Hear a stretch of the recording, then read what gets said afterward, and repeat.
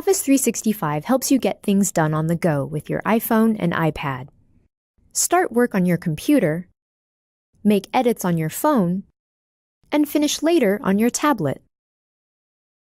Go to the App Store and download the Office mobile apps you want. The first time you open an app, sign in with the account you use for Office 365. Now you can work across all your devices. You can view and edit your files stored in OneDrive, or tap Add a Place to add another location. After you open a Word doc, tap to make a few edits. For more options, tap the Show Ribbon button. Then tap Home to bring up the familiar Office tabs.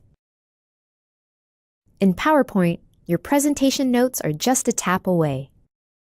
In Excel, you can edit formulas fast.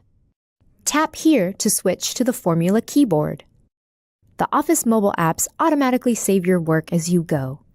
And when you're all done, invite others to view or edit your work by tapping the Share button.